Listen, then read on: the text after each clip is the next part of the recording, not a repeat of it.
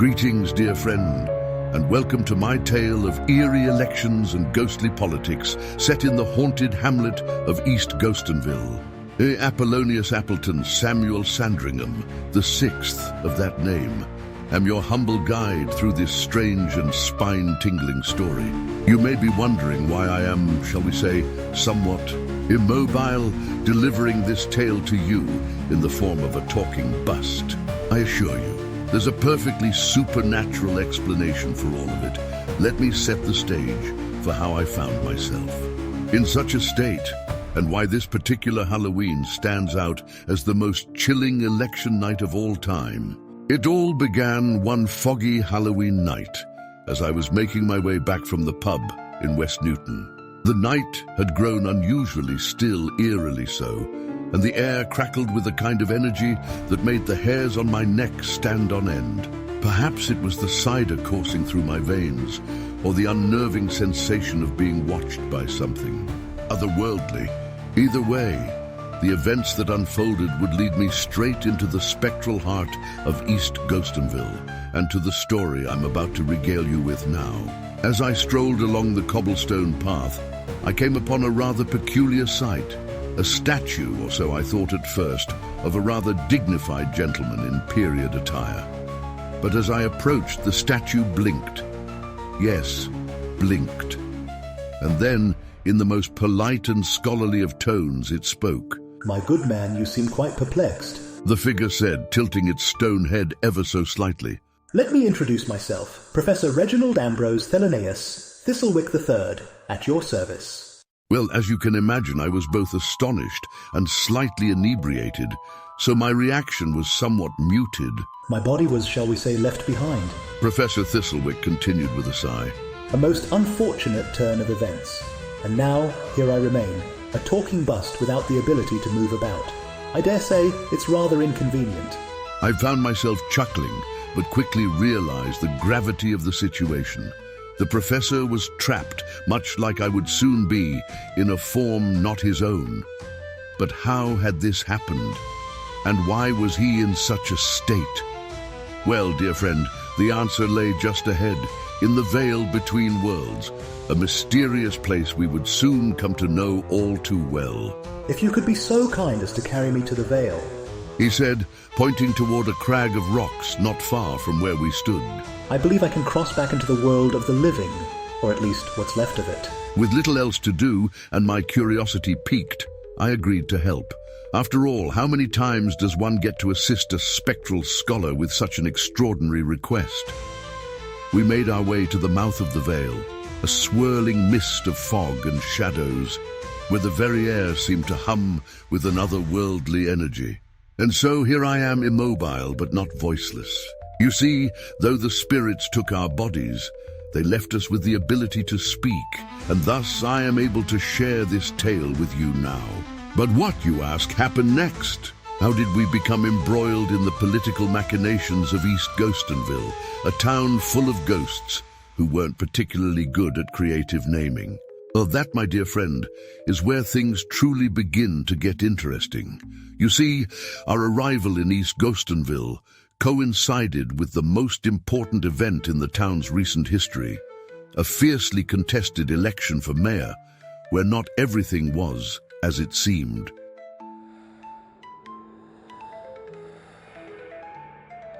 Now, dear friend, allow me to set the scene for the haunted town of East Ghostonville, where we found ourselves deposited quite unceremoniously. East Ghostonville was, as its rather unimaginative name implies, a town filled to the brim with ghosts. It was the kind of place where the fog seemed to have a life of its own, where the streets were always cold no matter the weather, and where every creaky door and rattling window echoed with the remnants of lives long past. One might assume that a town populated by spirits would have an air of sophistication after all. These souls had eternity to hone their wisdom, wit, and one would think, creativity. Yet for reasons unknown, the ghosts of East Ghostonville had never quite mastered the art of clever nomenclature. We later found out that the town was rid of its mortal inhabitants by some rich investors, and private equity firms who bought much of the town to increase the prices of the homes and apartments in the village. The folk of the town couldn't afford to live there anymore, and the town sat vacant, at least as far as mortals were concerned. When we arrived in East Ghostonville, the village was abuzz, or perhaps more fittingly, a woo with excitement over an impending election. Yes, even in the ghostly realm, democracy reigned, though it was an eerily distorted version of what we, in the land of the living, are accustomed to. The election in question? A heated race for mayor of the town. Now you might wonder, what does a ghost mayor do? Well, the responsibilities were as hazy as the spirits themselves, but it largely involved keeping the peace among the spectres, ensuring proper haunting practices were observed, and managing the town's various eternal rest districts. But this particular election would be no ordinary affair. On one side stood the incumbent Barnabus Spooky Cravenstone. Our Barnabus, a name whispered with a mix of fear and exasperation throughout the ghostly streets. Cravenstone was a master of the dark arts, not to mention a consummate manipulator. He had been mayor for one term, mainly because no one had dared challenge him in the past. But this election was different. For the first time in, well, forever, a challenger had emerged. Enter Gwendolyn Brightheart Wispwood, a kind and noble spirit who believed in fairness, compassion, and, most scandalously of all, transparency. Wispwood had grown tired of Cravenstone's underhanded tactics and had thrown her veil into the ring, determined to bring about change in East Ghostonville. You see, the town was more divided than it had ever been. On one side, you had the old guard, ghosts who enjoyed spooking the living, causing mysterious chills in the dead of night, and generally wreaking spectral havoc. On the other, there were the more progressive spirits who felt that it was time for East Ghostonville to move on from its fear-mongering past and focus on unity among the undead. As soon as Professor Thistlewick and I arrived, still as marble busts, mind you, we quickly became aware of the political unrest. The spirits, once jovial in their endless wailing, seemed tense, their translucent forms vibrating with anxiety. It didn't take long for us to catch wind of Cravenstone's latest scheme to win the election by any means necessary. And let me tell you, dear friend, Barnabas Cravenstone had a veritable ghastly toolkit of electoral tricks up his sleeve. First there was spooking the vote. This rather sinister tactic involved Cravenstone's cronies lurking at the entrances to polling stations and giving the most spine-chilling scares to anyone who even thought of voting against him. The weaker-hearted ghosts, already prone to dissolving into ectoplasmic goo at the slightest provocation, found themselves too terrified to even approach the ballot boxes. But that was just the beginning. Cravenstone had a far more intricate and insidious plan in place. He had been quietly redrawing the spook districts in a process known in ghostly circles as ghost gerrymandering. By shifting the boundaries of these districts, where ghosts from different centuries were allowed to vote, he ensured that his loyal followers had more influence than those who might dare support Wispwood. It was a dastardly move, one that would have made even the craftiest of mortal politicians proud. Next came the voter registration restrictions. Now, ghosts by nature are not known for their attention to detail. After all, most of them couldn't even remember how they died, let alone the particulars of registering to vote. Cravenstone exploited this flaw by requiring an absurdly complicated registration process. Ghosts had to provide proof of haunting rights, a certified copy of their spectral lineage, and a notarized ethereal signature, none of which any self-respecting ghost could be bothered with. The result? Many didn't bother registering at all, leaving the voter pool overwhelmingly in Cravenstone's favor. As if that weren't enough, there were also voter ID laws. And what, you may ask, constitutes a voter ID in a town of ghosts? Cravenstone's camp demanded that all ghosts present a physical ID at the polling stations, despite the fact that ghosts, being incorporeal, could neither carry nor produce such items.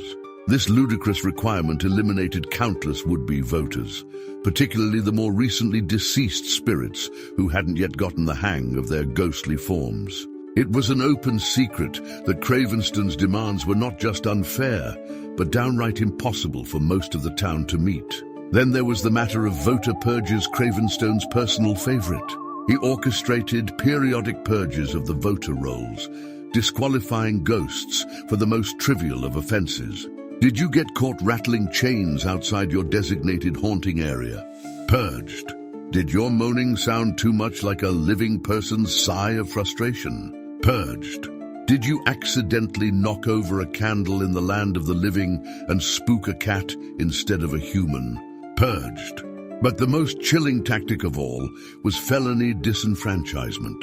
Under Cravenstone's regime, any ghost who had been convicted of even the most minor infraction, like, say, wailing too loudly during an already creepy night, was stripped of their voting rights. Cravenstone was particularly fond of enforcing this rule against younger, more rebellious spirits who tended to support Wispwood's progressive platform. And so, as election day loomed, East Ghostonville found itself at a crossroads. Would the town continue to be ruled by fear, under the iron grip of Barnabus Cravenstone? Or would Gwendolyn Wispwood's message of hope and unity prevail? It seemed a daunting task to defeat Cravenstone's elaborate network of dirty tricks, but fate, as we would soon discover, had other plans.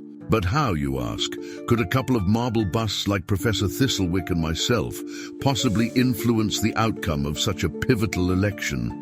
Ah, that, dear friend, is where the plot truly thickens.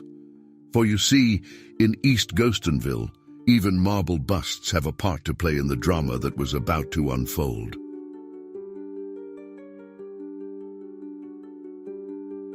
Now that you've heard about Barnabus Cravenstone's fiendish attempts to spook and suppress the vote in East Ghostonville, I'm sure you're wondering how on earth, how on the spectral plane Professor Thistlewick and I, stuck in our newly bustified forms, could possibly have had any impact.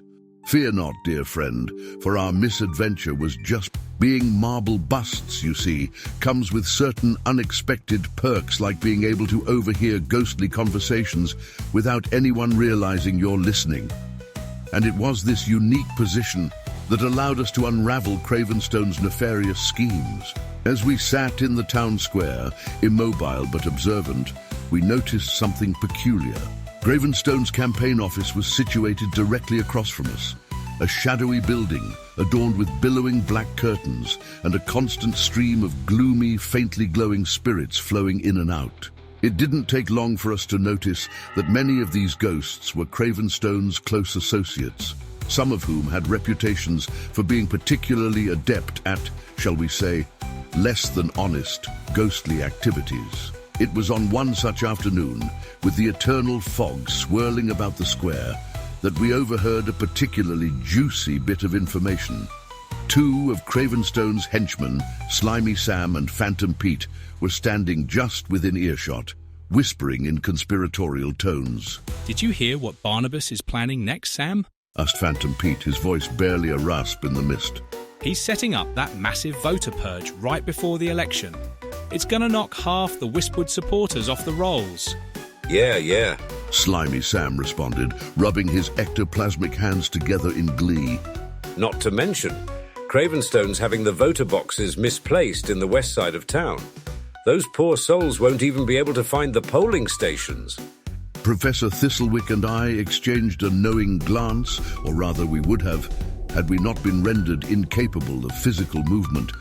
But in that moment, we both knew we had to act. Somehow, despite our current state as marble fixtures, we had to expose Cravenstone's dirty tricks before it was too late. But how? It was then that Professor Thistlewick, always the resourceful academic, came up with a plan.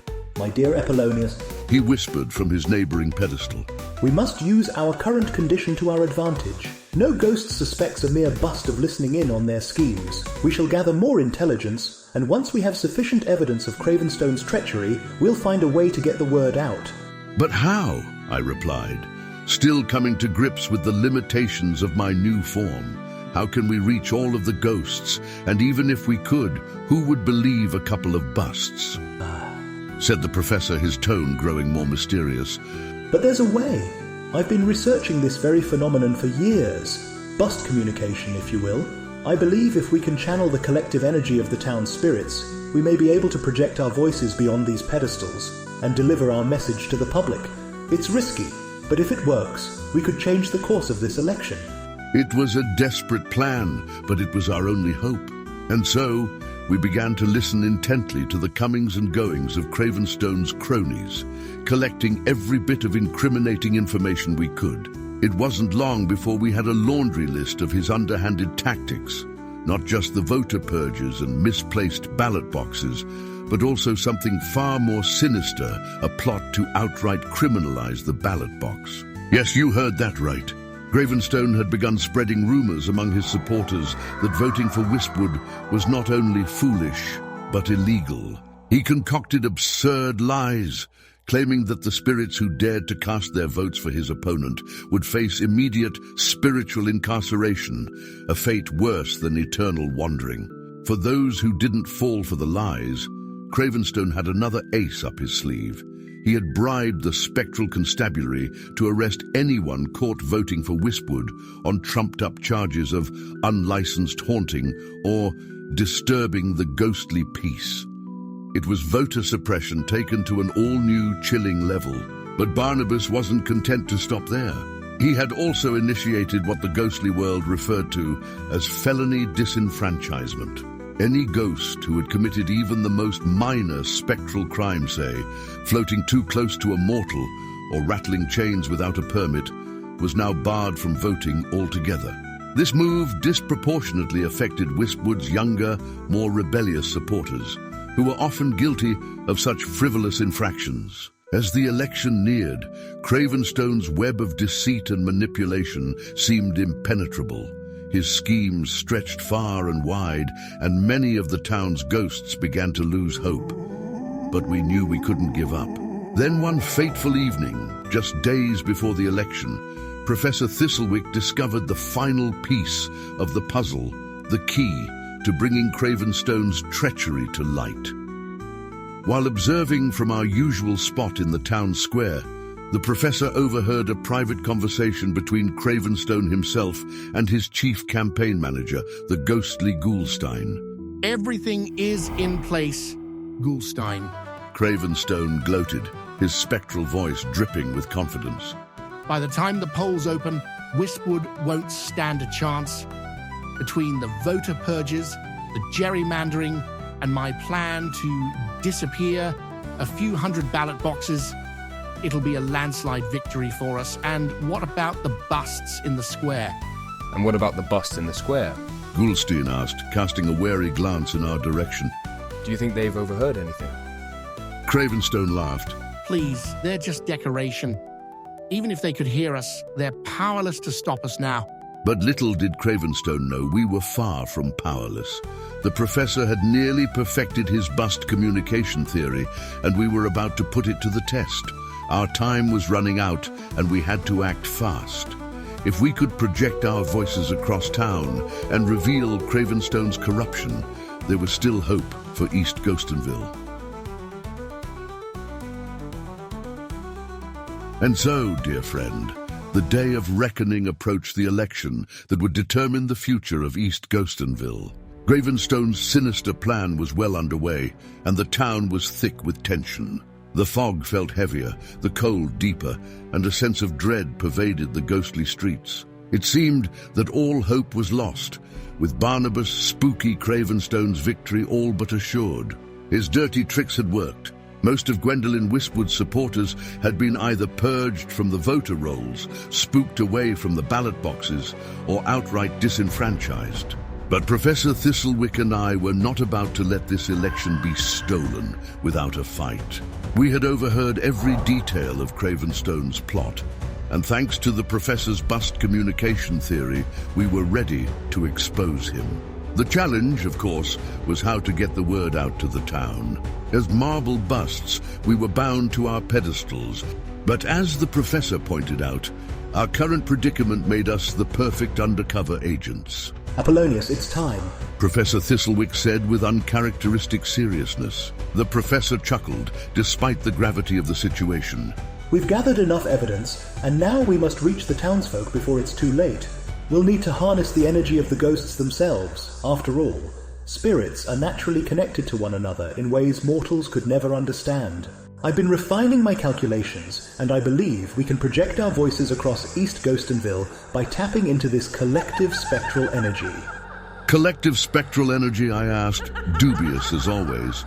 Sounds risky, Professor. What if it backfires? The professor chuckled, despite the gravity of the situation. Apollonius, my dear friend, I've faced far worse predicaments than this. Have faith. If this works, we'll bring Cravenstone's house of deceit crashing down. With little time to spare, we began the intricate process of focusing our energy, drawing from the nearby spirits who floated absent-mindedly through the square. It's working. Professor Thistlewick's voice echoed excitedly in my mind. We're tapping into the ghostly network. Soon the entire town will hear us. And hear us they did. At first it was a whisper, a faint hum carried on the misty air. But within moments it became a clear voice, ringing out across the town. Not just any voice, mind you, our voices. We had managed to project ourselves through the spectral ether, reaching into the minds of every spirit in East Ghostonville. People of East Ghostonville, I began, my voice amplified beyond anything I could have imagined. We are Apollonius Appleton, Samuel Sandringham VI, and Professor Reginald Ambrose, Theloneus, Thistlewick III. We speak to you today from an unfortunate marble confinement to bring you a message of grave importance. The town fell still. The usual ghostly murmuring ceased, and all eyes, or rather hollow ghostly orbs, turned toward us, even though we were nowhere to be seen. The spirits, sensing that something monumental was happening, drifted closer, listening intently to our every word. Your election is in danger of being stolen, I continued, laying out Cravenstone's plot in all its sordid detail. The voter purges, the gerrymandering, the false rumors, and the criminalization of the ballot box. All of it is part of Barnabus Cravenstone's scheme to secure his victory through fear and deceit. A collective gasp rippled through the ghostly crowd, the kind that only a mass of spectral beings could produce, a bone-chilling sound that echoed in the mist. But it wasn't just shock that spread through the town. A wave of anger and defiance began to rise. Ghosts who had been too afraid to vote, too intimidated by Cravenstone's tricks, were starting to realize they had the power to fight back. And let us not forget, Professor Thistlewick chimed in, his voice as sharp and precise as ever, that Cravenstone has manipulated the very system meant to uphold fairness. He has disenfranchised countless spirits through false accusations and underhanded tactics. But you, each and every one of you, hold the true power. You must vote with your hearts, with reason and compassion. Don't let fear decide this election. Stand up for Gwendolyn Wispwood, the candidate who seeks to unite us, not divide us. The ghosts were riled now, murmuring in unison, their translucent forms vibrating with energy. Spirits who had been disillusioned by the corruption and oppression of Cravenstone's regime were rallying together. It was a stirring sight, even from the limited perspective of a marble bust. Just when we thought we had done all we could, something unexpected happened. From the far edge of the square, a soft light began to glow, a warm golden radiance that grew brighter with every passing second. It was Gwendolyn Wispwood herself, floating toward us, her presence exuding kindness, strength and determination. Thank you, Apollonius and Professor Thistlewick, she said, her voice resonating with calm authority. Your bravery has given the spirits of East Ghostonville the truth they needed to hear. Now it's up to us. Together, we will reclaim this election and restore honesty to our town. And with that, the spirits rose up, empowered by our revelation and led by Wispwood's gentle but resolute leadership. They began to spread the word throughout the town. Every ghost who had been purged, intimidated, or frightened away from voting rallied behind her. The once dim spirits of East Ghostonville were now ablaze with hope and determination, and they would not be silenced. But would it be enough? Could Gwendolyn Wispwood's message of unity and fairness prevail over Cravenstone's fear-driven campaign? Or did the corrupt ghost mayor still have one last trick up his sleeve? Oh, dear friend, the final showdown was drawing near. Election day was upon us, and the fate of East Ghostonville hung in the balance. Election day dawned, or rather, what passes for dawn in a town perpetually shrouded in mist and gloom, like East Ghostonville. The air was thick with a strange, electrifying energy. The spirits of the town, once apathetic or afraid, were now fully alert, buzzing with anticipation for what was about to unfold. There was a certain tension hanging in the fog, as though the very fabric of the spectral realm was waiting for the verdict of this most haunted election. But before we dive into the action, you must remember, dear friend, that Barnabus Cravenstone wasn't a ghost to take things lying down. When he got word of the wave of defiance spreading through East Ghostonville courtesy of our clever bust-bound broadcast, he was none too pleased. Cravenstone may have been dead for centuries, but he had the temper of a living, breathing tyrant who was used to getting his way. The day began with whispers that Cravenstone had one final desperate plan to sway the vote in his favor. After all, his usual tricks of voter suppression had been exposed, and even many of his own supporters were beginning to see through his deceptions. But Cravenstone wasn't about to give up that easily. Rumor had it he'd been working on something truly sinister, a last-minute plot so fearsome it would strike terror into the very hearts, or whatever passed for hearts in ghosts, of East Ghostonville. The spirits in town were abuzz with rumors, most too afraid to speak of it out loud. But the word spread like wildfire nonetheless. Cravenstone was planning to resurrect the Dreadful One. Yes, you heard that right. The Dreadful One. Even saying its name sent shivers through the spectral streets. Legend had it that the Dreadful One was a ghost so fearsome, so vile, that it had been banished from East Ghostonville long ago, sealed away in the deep recesses of the spirit world, where even the most daring spectres dared not tread. And now, Cravenstone planned to unleash this abomination upon the town, to frighten the voters into submission and secure his victory by sheer terror. But we, Professor Thistlewick and I, hadn't been turned into marble busts for nothing. Oh no, we had a plan of our own, a way to stop Cravenstone's madness once and for all. And it all hinged on Gwendolyn Wispwood and her coalition of brave, determined spirits. As the polls opened that evening, the fog seemed thicker than ever, swirling with a menacing edge. Ghosts lined up to vote in larger numbers than anyone could have expected. Thanks to the work of Wispwood's campaign, many had found the courage to cast their ballots despite the looming threat of Cravenstone's retaliation. But then, just as the last of the sun's pale rays disappeared behind the veil of mist, the ground shook. The air grew heavy, and a chilling wind blew through the town square. From deep within the Wraithwood, a shadowy figure began to rise, hulking, grotesque and unmistakably evil. The Dreadful One had returned. Cravenstone appeared alongside his unholy creation, his spectral face contorted into a smug grin. People of East Ghostonville. His voice boomed across the square. Today you face a choice. Vote for me and we can restore order, or vote for Wispwood and face the wrath of the Dreadful One. Your fate lies in your hands. The ghosts in line to vote trembled quite literally. For a moment, it seemed as though Cravenstone's plan might work. The fear in the air was palpable. The Dreadful One stood like a monument to terror, casting its shadow over the entire town. Cravenstone cackled, thinking he had won. But then, from the other side of the square, a light began to shine, soft at first, but growing stronger with each passing second. It was Gwendolyn Wispwood, flanked by a gathering of spirits young and old, humble and noble, who had united behind her message of hope. Wispwood's presence, glowing with a quiet strength, cut through the fear that Cravenstone had tried to sow. She floated toward the voting line, her gentle light pushing back the darkness, and spoke in a voice that carried calm and courage. My fellow spirits, she began, her words steady and sure. You have a choice today, yes. But that choice is not between fear and power. It is between fear and hope, between deception and truth.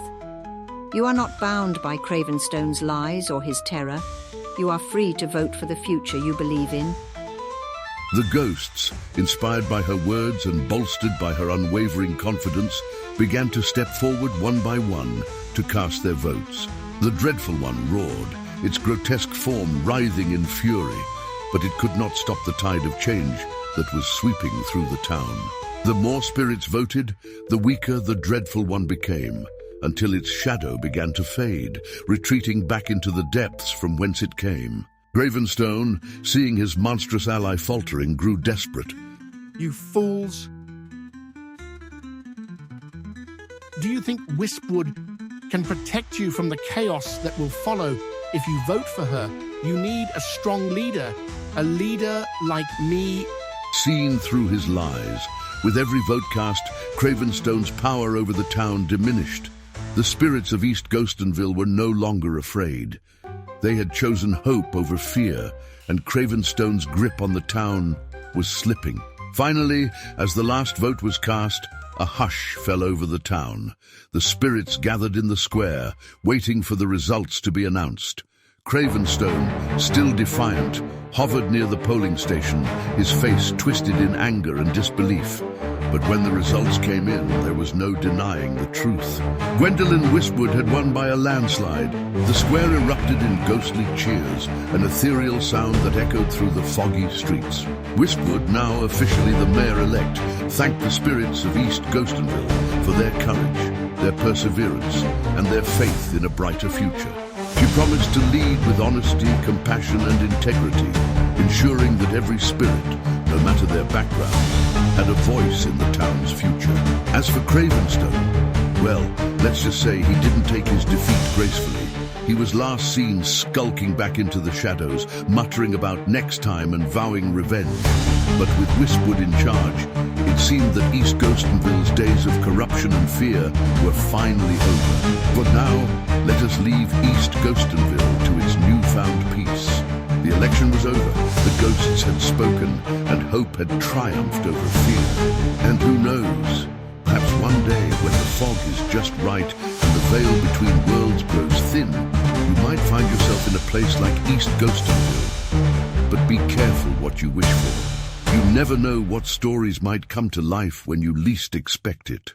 In the town of East Ghostonville, where the shadows roll in the streets, two bubbles were caught in time, bound by spirit's peace. Apollonius and Thistlewick, they crossed the veil one night. Now they're stunned, stone figures, watching ghosts of their fight. Oh, it's the haunted election, where the dead cast their vote. Barnabus, Cravenstone, with schemes he wrote. But Gwendolyn Wispwood, with light in her soul, led the ghost to freedom and took back control.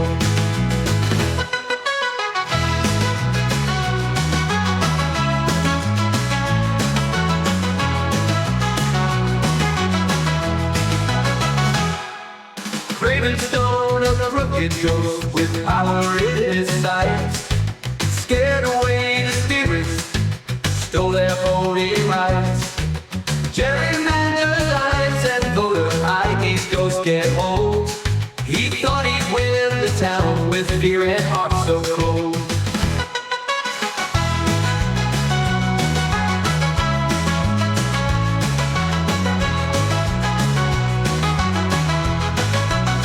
Oh, it's the haunted election where the dead cast their vote. Barnabus, Cravenstone, with schemes he wrote. But Gwendolyn Wispwood, with light in her soul, led the ghost to freedom and took back control. Cravenstone, a crooked ghost with power in his sight, scared away the spirits, stole their voting rights. Gerrymandered lines and voter IDs ghosts can hold. He thought he'd win the town with fear and heart so cold.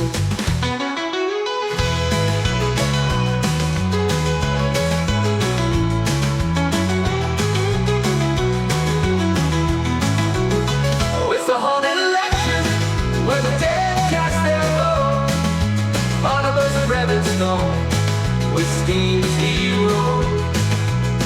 But when the westward, with light in her soul, led the ghost to freedom and took back control. He raised the dreadful one from death so dark and vile, to frighten all the voters and chain them with a smile. But Apollonius and Thistlewick knew what they must do, broadcast through the fog and rally spirits too.